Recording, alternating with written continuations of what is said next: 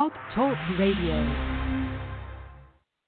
A sunset, like any great melting, heats a vibrant fire that blends wounded parts together in a magic show that transforms, reminds you of a past where the sunrise woke your senses with rays and flares. You realize In Between is a powerful social theater production that sent you through a powerful roller coaster journey, packed with friends, family, and strangers not so strange anymore. There, knowing, soon comes the answers from above, an open sky of wisdom of those who came before, those that cheered you on from the future, a moon that lights your eyes, knowing a rock is near by keeping you company. Then a falling star, a dream worth claiming, appreciating and making your own. Like anything, it's gone that fast, but you know you got it, and the celebration just might be a slumber away. Maybe, just maybe, the people dancing in your mind aren't that far away. Greetings, everybody. Welcome to the Speaking Poorly radio show. I'm your host, Anthony Potter.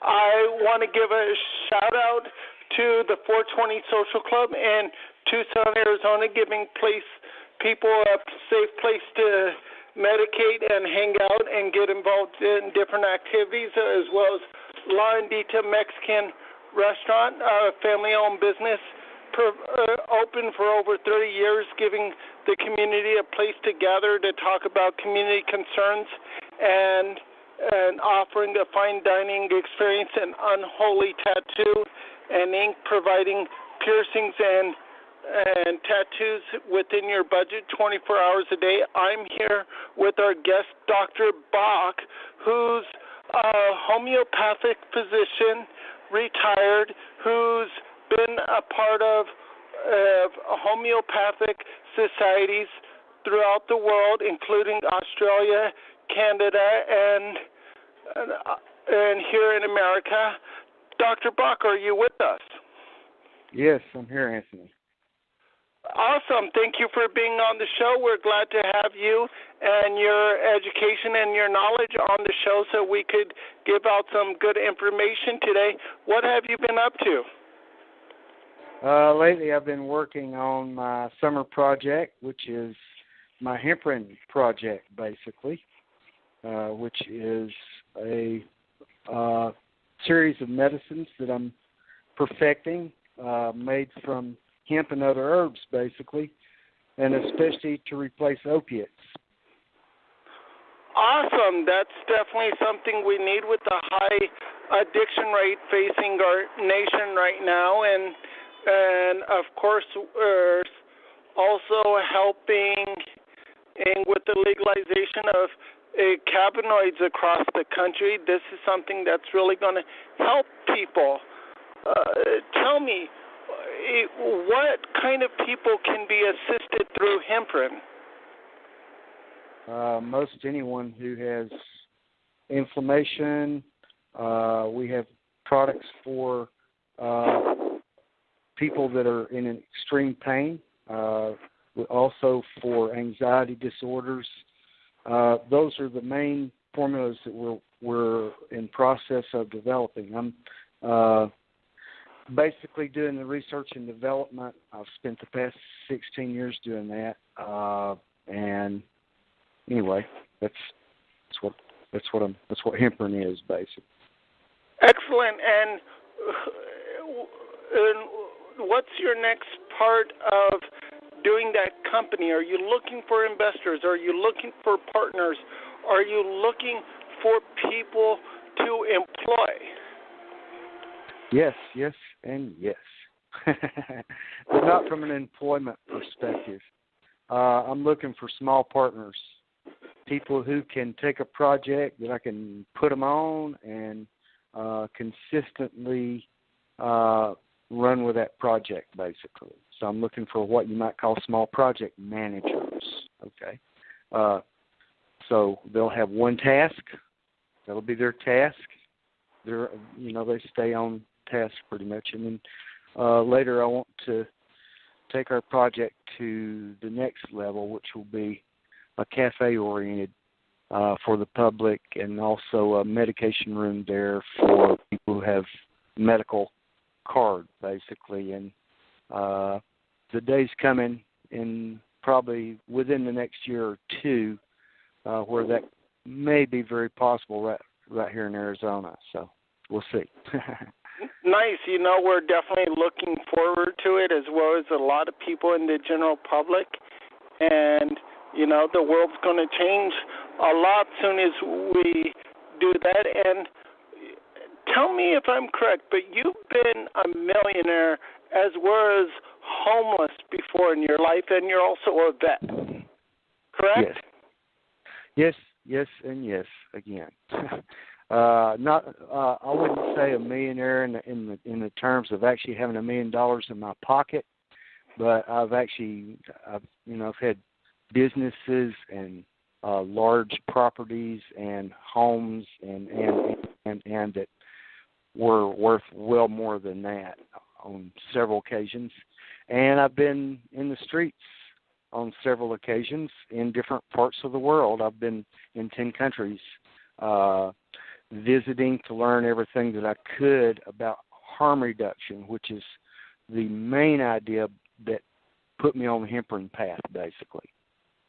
And so when we talk about harm reduction, as a medical professional and as a person who's been through struggles before and been through a lot of stuff, what's 4 things you would recommend people carry on them if they're going to be on the streets or they're going to be traveling? Okay. Number 1, if you can afford it, a cell phone. because there's just so many things at your fingertips if you have one. Okay. Number 2, make sure that you have good footwear and that your feet stay without friction and that they stay dry. So if that means carrying several pair of socks, if it means carrying a little Vaseline or some kind of something to lubricate a part of your foot so there's no friction when you're walking, or if it means changing socks a couple of times a day sometimes to keep your feet dry, good foot care is going to mean that you're going to be able to walk and do the things you need to so that you can find a home, find employment, find the other things that you need, basically, whatever the resources are in the community where you are. To take a pumice stone with you and to take maybe some small scissors, cuticle scissors. Make sure you always got some oatmeal and granola. Oatmeal for not only eating but also for topical, to bathe with, to soak your feet in.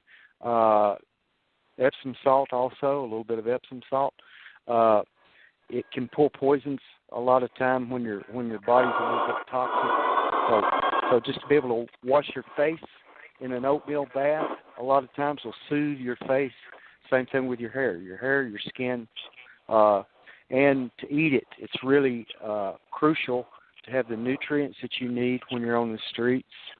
And complex carbs, especially the ones found in oats. Oats is the only food out there that I know of that's got both kinds of fiber. It's got water-soluble and non-soluble fiber, which means it's going to keep your gut in excellent health. Plus, it's loaded with vitamins and minerals, especially magnesium and B vitamins, and you need those to keep yourself where your nervous system is good and strong. And it's just real good for keeping, like I said, your hair, skin, and nails healthy.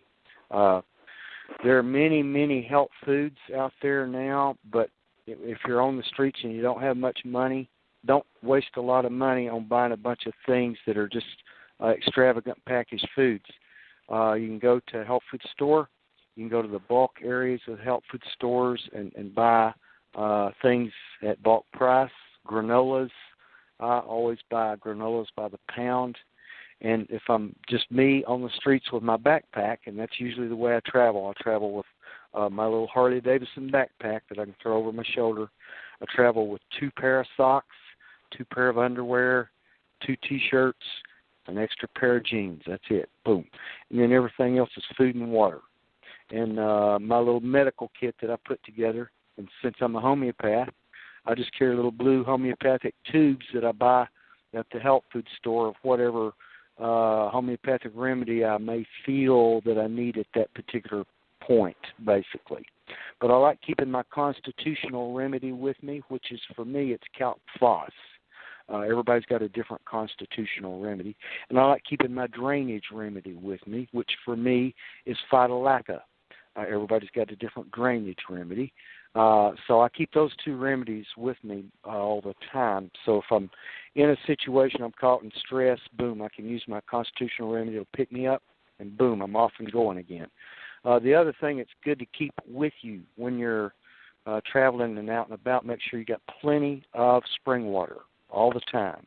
Not all this sugary stuff in the stores. It just makes you feel weak and makes your teeth rot, but spring water. Between spring water and granola, you can survive a long time. I've done it a few times. So anyway, those would be some of the things I'd start with. Good food care, making sure you got a bag, making sure you got a chain of everything, making sure you got something to cover yourself with in bad weather, meaning a frog tog. Frog tog is you can buy them for about $17 or $18. They're a poncho. No weather can get through them, and they're excellent. I've been out in all kinds of different weather and get caught out, and all of a sudden here I've got my frog tog. But Sarah, I've learned to live off the back of a motorcycle. Now, not everybody can do that, but I would recommend if you're homeless, make sure you've got a bicycle or a motorcycle or something with two wheels so you can do all the pedaling that you need to, get where you need to go, or not pedal, but safely get around, basically. Motorcycles are less expensive as far as gas and that kind of thing. Insurance, I pay $100 a year for mine for insurance. I'm a disabled veteran, and I've got a permanent disabled veterans tag because of that. So my expense, my motorcycle's been paid for years. It's 16 years old, but I keep it in top mechanical shape. So I would recommend, whatever you can do for basic wheels. And plus, basic wheels can provide you a weight tent. I carry a one-man tent when I'm traveling, so I can just throw down anywhere. And I carry a roll-up little pad, which is like a workout pad that I can just throw down in my tent anywhere, and boom, I'm down for the night. I also carry a neck pillow, like you sit on a chair or in an airplane or whatever. I carry one of those, same reason. So if I got to throw down somewhere, boom. Now, couch surfing is optimal if you got to be living at homeless for a long period of time. You may want to share with a friend somewhere, couch surf, pay them a little bit, help with housework or garden or do something in exchange for the stay, basically. I did that several times in my life when I was in other countries, particularly when I was in Australia. When I first got there, I had $300 in my pocket, so I had to be really creative. But Grandmaster William Chung invited me to come train there, so I went to do my Wing Chun training there. And of course, he gave me work, so I was pretty quick to have work there, and he gave me a place to stay for a year and that kind of thing. So if you're creative and you've got skills, you don't have to be on the streets. There's many ways to be off the streets if you're creative and you've got skills. So just use your skills. So tell me, with part of this criminalization they're doing over being homeless right now in over 122 cities across the country, especially big crackdowns right now in Anaheim and Sacramento and Charleston, as well as Phoenix and Tucson. From a medical standpoint, what are we expect to be issues coming from a person if they don't have the ability to rest? They don't have an ability to get proper hygiene. They don't have the ability to get food because it costs too much for people to get permit, and that's something you could go to jail for. And having to hold your bladder or your bowels because there's no restroom available. What are some of the medical results from that kind of ordinances being passed?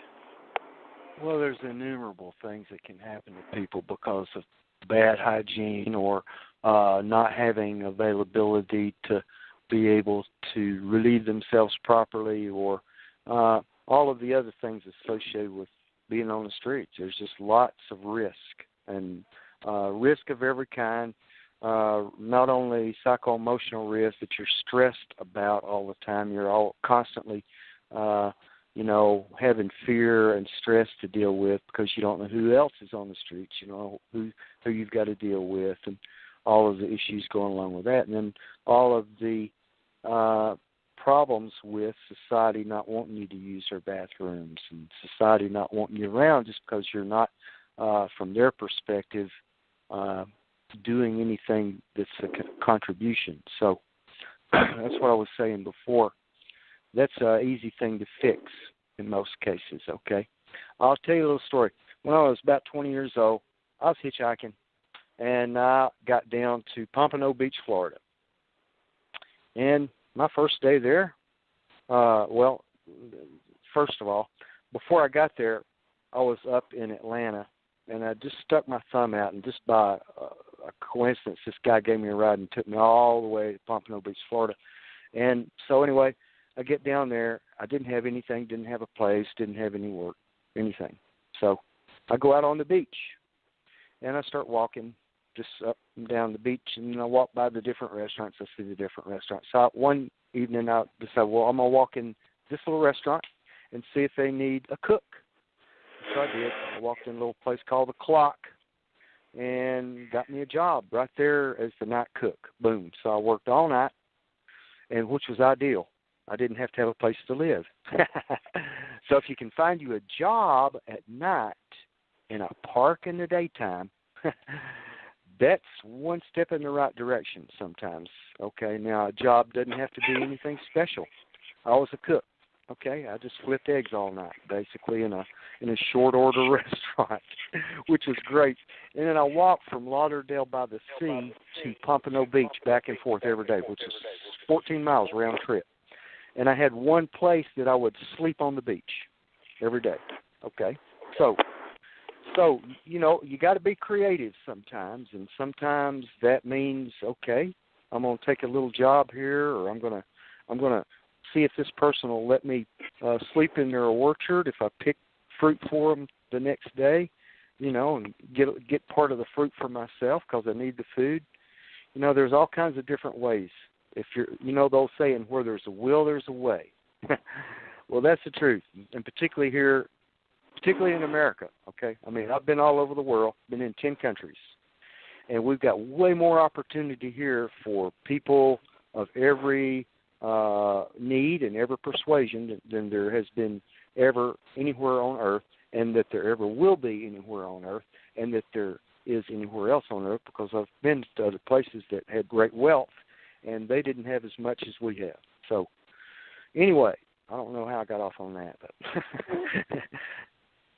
well, right. It's definitely a good story to let people know. You never know what's out there, and so it's definitely worth looking into to just ask around for an opportunity and trying to take opportunity. And I know this is one thing important to you because you talk about it all the time as a physician, as many physicians do. If you are on a low budget, like let's say a food budget for $3 or less a day, what is the best way to stay nutritious and have a balanced diet on a low budget like that? Because that's what a lot of people on the streets are working with. Okay. The first thing you got to learn is sugar is not nutrition. Okay? So all right. buy foods also buy foods that do not have sugar in them, meaning Good. you're buying whole foods that you can get on sale in markets, in little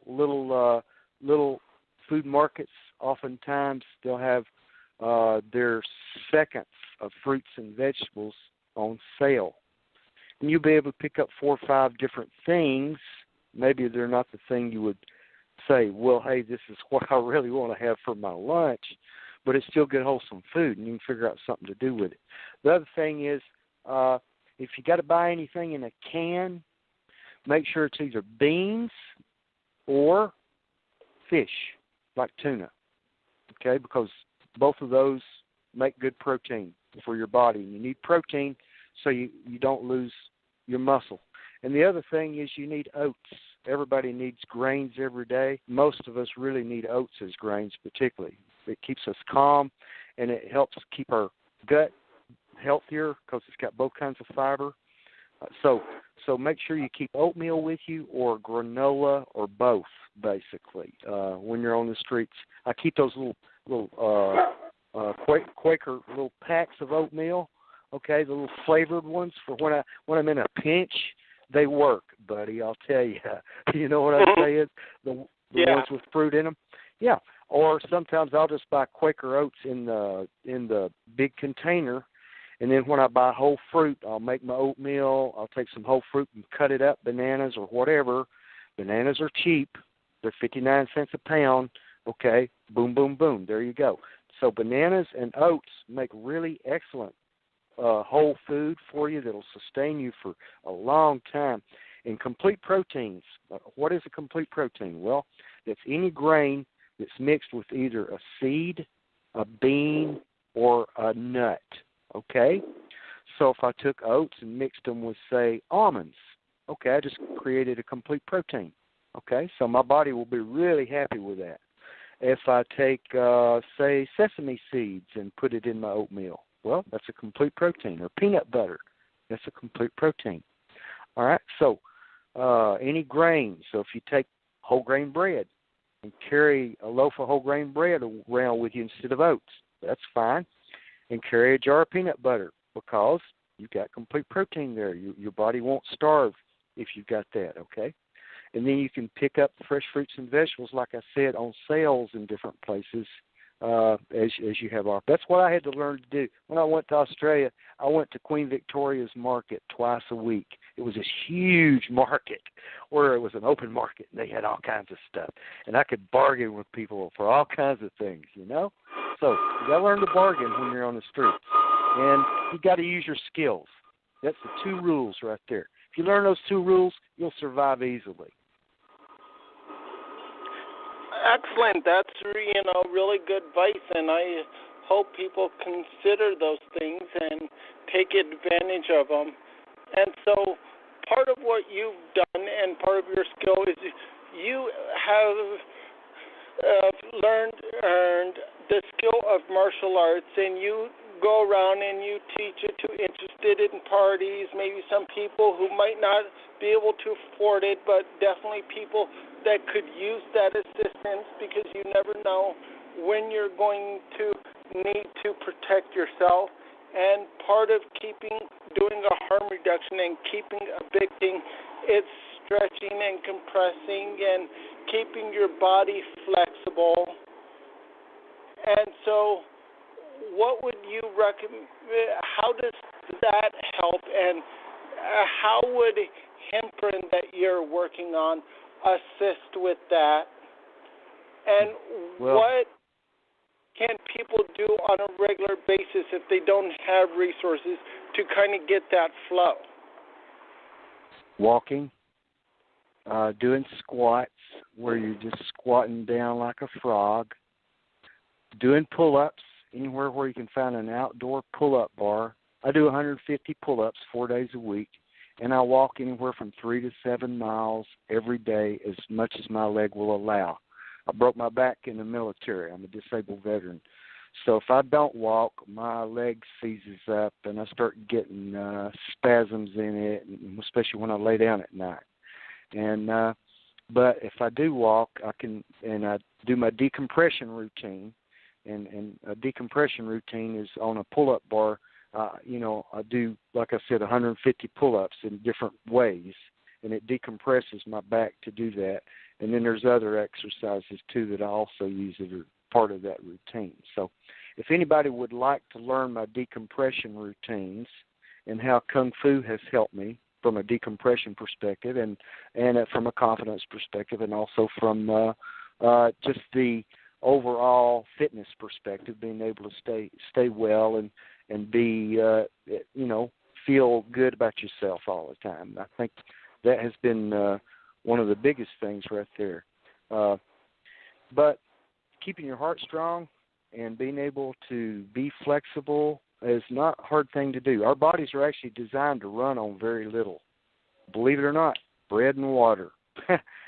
Yes, you can live on bread and water if it's good whole grain bread prepared with multiple grains and a little bit of fruit in it. You can live on that for a long time, okay? Now, it's good to have variety in your diet. I want to remind everybody that this is the Speaking Poorly radio show. I'm your host, Anthony Potter. I'm here with Dr. R.J. Bach, who's a homeopathic physician, retired, is the CEO of Hemprin, and he is with us today. You can hear the full broadcast online on homelessnewsnow.com or on Facebook. And we're definitely going to finish this conversation. Doc, are you still with me? Yes. All right, cool. I just needed to get that little detail out as we finished our live broadcast, but of course this is our full broadcast, so we still got about 13 minutes on the program. Tell us more about what you're about this idea of Hemprin and how it's going to help the community around us. Okay. For the past 16 years, I've been to 10 countries studying harm reduction, which basically I've seen different approaches in each country. I went to Amsterdam. I went to Germany, I went to England, I went to Canada and Australia, I've been to Mexico, of course, all over this country here, and other, Greece and where else? Well, someplace else too, but, I was in Australia and New Zealand. I had to go through New Zealand, but I didn't really stay there to learn anything about harm reduction. But in those countries where I did, every country had a kind of a different approach to harm reduction. And to me, the idea is if a person's struggling in addiction or if they're struggling in their mind, basically, with some sort of loop, something that's going on that they're constantly having to go back through over and over in their mind for whatever reasons, okay, and they're mentally tormented by it, okay, they're oppressed by it or depressed. The problems that I was seeing in society that was at the basis of addiction was the depression of society, and then a lot of people that were just struggling with depression would wind up taking drugs that would make them even more depressed. And now with all of the rampant problem with heroin, all the opiates, meth, crack, oh my goodness. When I was a kid, none of those things existed, okay? So here we are now. We're living where we've got 4 times more opiate addiction than there was only 10 years ago here in our country. And that's really, really, difficult. And among veterans, it's extremely high, and so is the suicide.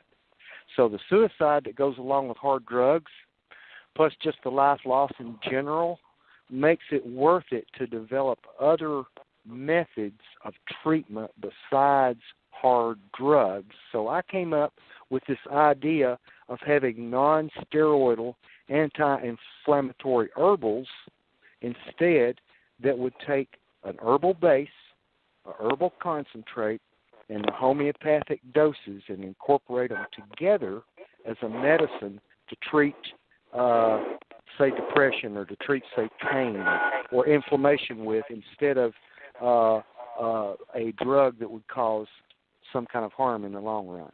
So that's basically the idea was, and how it came to me was, I was in California in a dental office, and there was a little boy came in, 5 years old, had no teeth. And I went in and sat down in the dental chair. I was getting ready to have dental work, and Spirit just broke my heart about that little boy, and I just started crying. Couldn't help it. He was just pitiful looking. And I started asking the dentist about it, and he says, oh, he was a crack baby. Well, that made me so angry that I just really wanted to get up out of that chair and run out and catch his parents. But I didn't. And for months after that, I kept thinking about that little kid. And that was the thing that motivated me toward harm reduction. I realized that he was one of millions of children around this world that suffer because of the results of their parents' addictions, basically, which have gained such control of them that they are powerless against them. So I figured if I could do anything with the rest of my life, I was going to do whatever I can to develop non-steroidal, anti-inflammatory herbals and programs, protocols, and what have you to go along with that will empower people to get out of their addictions.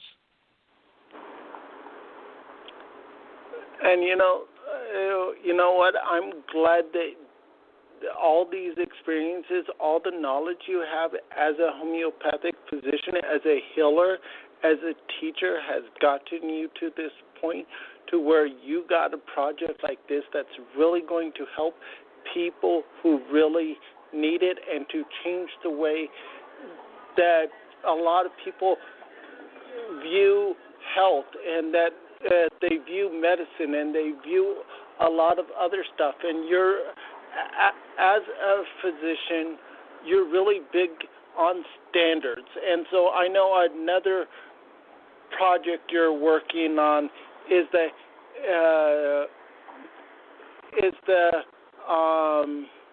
you're working on a society for the Endocabinoidolist. I'm not sure if I'm getting it right, but tell us a little bit about that. Okay. The American Society for Endocannabinoid is a society that I'm working to establish of professionals and major cannabis business leaders that want to pool their information and have standards and set up as a resource for the standards to be something that can be respected from sea to shining sea here, like any other ology in our country. We've got everything covered except the endocannabinoid system. Humans know very little about it. The medical societies have only recently begun even trying to discover what it's all about. Neurophysiology has been recently come up with many things about the endocannabinoid system. I have 4 medicines that are primary endocannabinoid medicines, meaning they actually feed a starving endocannabinoid system.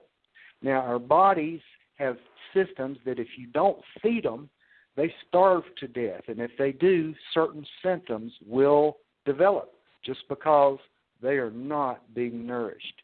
The endocannabinoid system, believe it or not, has your body's own endocannabinoids as the basis, which are anandamide and 2-AG. That's 2-arachidonyl glycerol, basically. So those 2 chemicals are the basis of your body's own endocannabinoid system, and the THC cannabinoid mimics that in the receptor site. It's close enough so that it actually still locks into the receptor. Same thing with the CBD. CBD at the opiate receptor site, same kind of thing that it does. So you can literally replace opiates with CBD and delta 11 hydroxy THC, which is something that I'm in process of developing a medicine for each one of those things: the anandamide, the CBD, or THC medicine, and our 11 hydroxy THC. So all four of those are basic endocannabinoids that your body responds to very nicely, that keep us comfortably numb, that keep us in bliss, that keep us where we are not so focused on everything around us, but where we're able to just focus on one thing and really feel empowered in it. So that's the main thing that I'm working on right now. And I've got partners that I'm working with, and I'm looking for partners. I'm looking for people that just want to contribute to a good cause, because both the Society of Endocannabinology needs membership. I'm the founding fellow, but I need other fellows, basically, for it to be a full society. And, my Hemprin, my products need power behind them, which is dollars, which is also other people with ideas and other people that are interested in my projects that want to take them on as small partner projects, basically. So, anyway, I answered everything there. Did I? Yeah, and I definitely want to thank you for being on my radio show called Speaking Poorly, and for spending some time with me. And I definitely want to know if you'll come back and give us more information on health issues that a lot of the people on the street should know about, maybe some harm reduction things that people working with the people on the streets can get information on, and so that they can talk to the people they work with to start some of these harm reduction matters. So do you think you could entertain us by coming on the show again at some point? I'd love to, Anthony, and thanks for having me today. Yeah, thank you very much. All right, and I look forward to speaking with you again. Okay. God bless you. See you soon. All right, you too.